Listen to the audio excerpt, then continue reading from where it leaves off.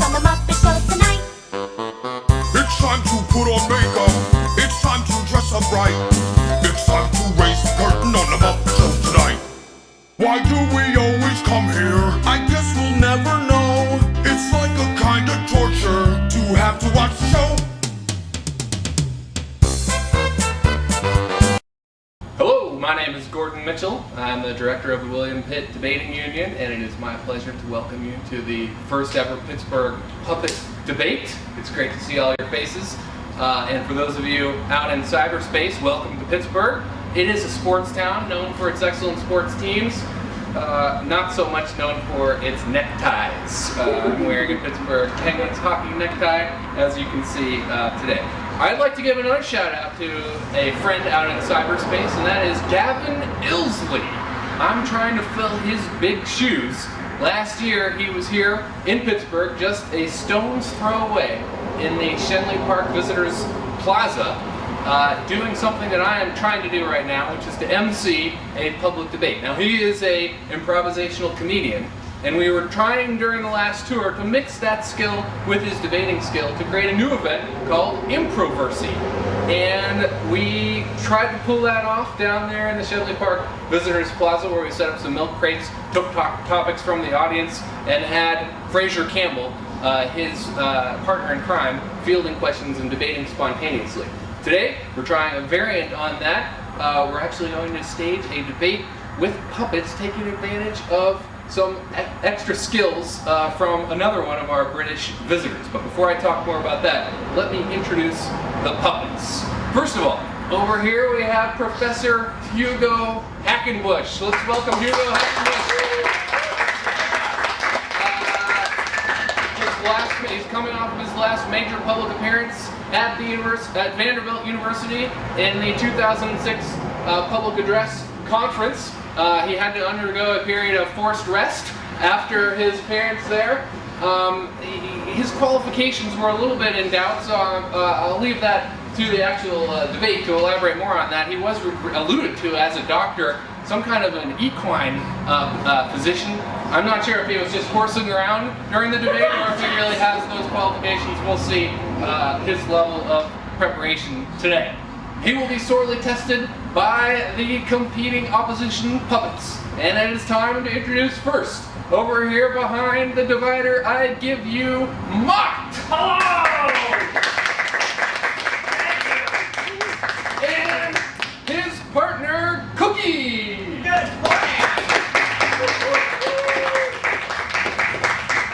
Mott is Tom, spelled backwards. That stands for Tom Sarver, local Pittsburgh puppeteer, resident expert at the Mattress Factory. And in fact, yesterday, I have to confess, I had to pull a lot of strings to actually get this event together. And one of the problems was all the puppets that I approached to debate Hackenbush declined. The CMU theater department declined. The Pitt theater department declined. And then I was in the reaches of despondence, and I decided to go for Chinese lunch. And I went to the Chinese restaurant and I opened a fortune cookie, and lo and behold, you know what it said? It said, "Help! We are puppets trapped in a mattress factory." And I immediately picked up the phone and in fact discovered that it was true. Mott and his partner Cookie were trapped in the mattress factory, so early this morning I liberated them. And now they're here today to propose the motion for debate, which is, this House believes that the United States needs a president with no strings attached. That's the proposition side. Mott and Cookie will be saying yes. In fact, that motion is true. Hackenbush will be on the other side saying no. That motion is not true. That is the opposition side. As in good British parliamentary puppet debate, we want active audience participation. So please, if you like an argument that appeals to you, signify by tapping something. You can tap, yes, knock on wood, you can knock on concrete, but say something or indicate your pleasure with the argument that you hear. If you don't like it, you can hiss. Let's do some practice. Let's say, the Pittsburgh Penguins home to Sidney Crosby, the top NHL player in the world.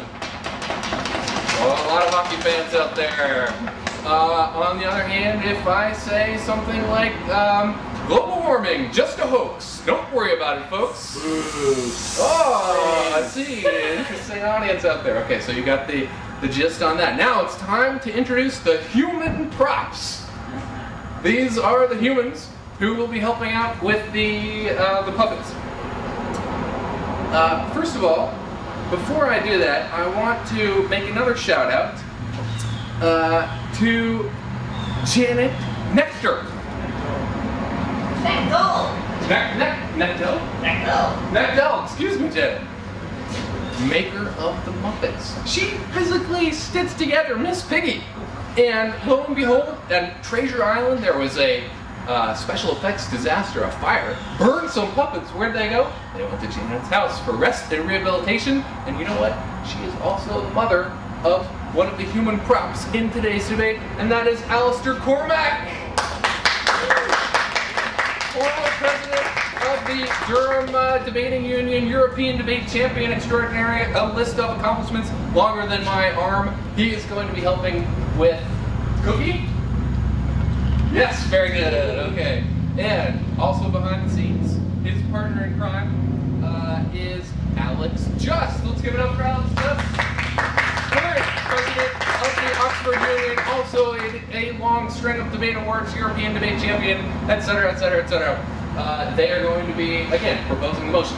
The other human enabler, the human prop on the opposition side, a prop on the op side. For you in Europe, something probably never been said in a public debate introduction. I give you Professor John Lyon. Let's welcome John.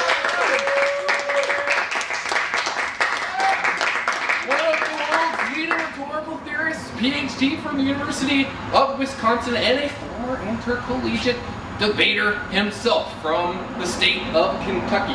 The format for today's debate is a little loose, to say the least. We have a lot of slack in these strings, okay? We're going to start off with a proposition argument. If you remember, it's Mott and Cookie on the pro side. Yeah! And they will, again, the motion for debate is this House believes the United States needs a president with no strings attached.